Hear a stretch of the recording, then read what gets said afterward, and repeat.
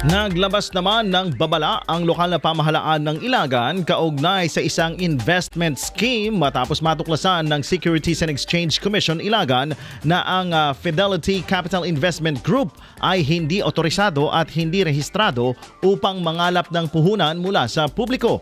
Ayon kay Rolando Tugade, mismong ang SEC ang naglabas ng advisory hinggil sa Fidelity Capital Investment Group na kinabibilangan ni Jovi Alicaycay, isang public school head at ilan pa niyang mga kasama. Ang naturang advisory ay ibinahagi naman ni SP Kit Bello sa social media bilang bahagi ng information dissemination at pagprotekta sa mga residente laban sa posibleng pinsalang pinansyal.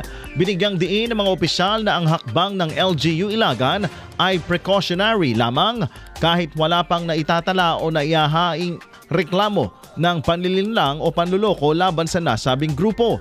Layunin umano nito na maagap na mabigyan ng babala ang publiko hindi lamang sa Ilagan kundi pati na rin sa mga kalapit na lugar katulad ng Nueva Vizcaya at Santiago City. Pero nirelease na advisory ang Securities and Exchange Commission, no? And yung advisory rin ay shinare ni SP Ibelio dahil siyempre natin yan, duty natin na alam sa ating mga constituents na meron ganitong nangyayari sa katulad yan na investments na yan. No? So, may mga personality na nabanggit, mga pangalan na pinagin kanina, na yun ay nakalahad din doon sa advisory na nilatag ng SEC. So, lahat yan base sa advisory ng SEC. Wala tayong dinagdag, wala tayong binawas, kundi kinuha lang natin kung ano ang sinasabi ng SEC. At yung mga konting naririnig natin dito sa Dagan, na marami na yung mga nakapag-invest yan. Although wala pa namang complain na merong naloko or somewhat naargabyado. Pero sa amin, kasi this is a precautionary step na ginawa natin para ma-warn ang ating mga constituents, not only Nilagan, kasi I understand, umabot na ito hanggang Santiago, hanggang Nueva Vizcaya pa nga. Ang initial investment is $500, equivalent to about 30,000 pesos.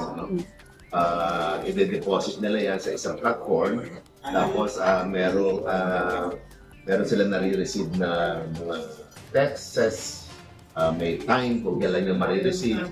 At doon yung makikita doon sa YetBit. YetBit is the platform, financial platform nitong CIG. No?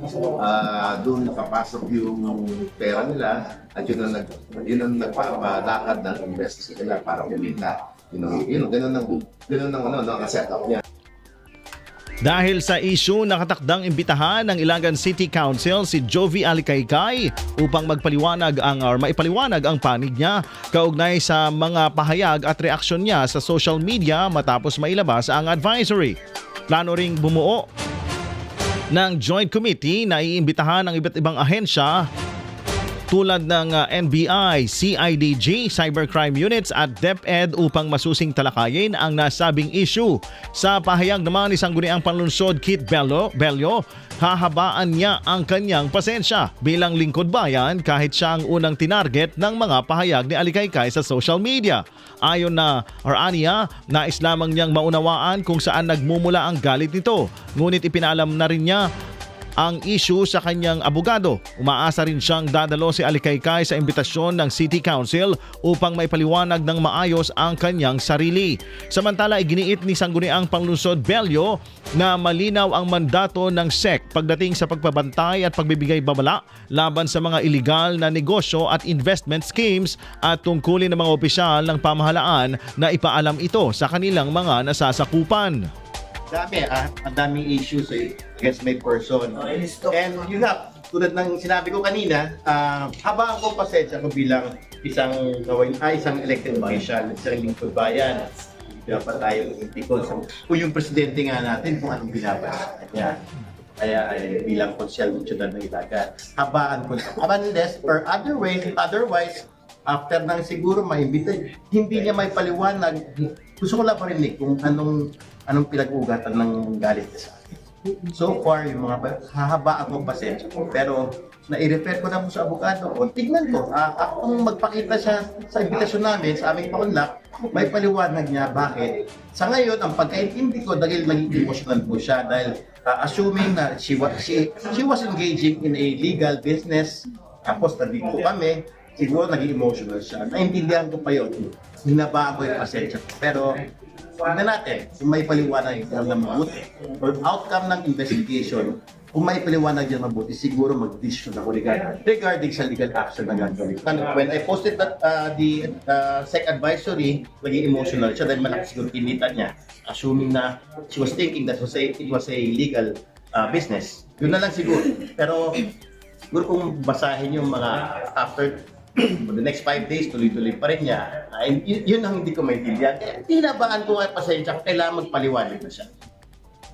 Sa huli, giniit ni SP Rolando Tugade na batay sa advisory ng SEC, ang FCIG ay hindi otorisadong mangalap ng puhunan mula sa publiko at nananatiling bukas ang lokal na pamahalaan sa investigasyon upang masiguro ang kaligtasan at kapakanan ng mga mamamayan.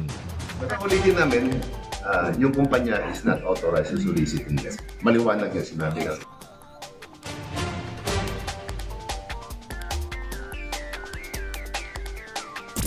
IFM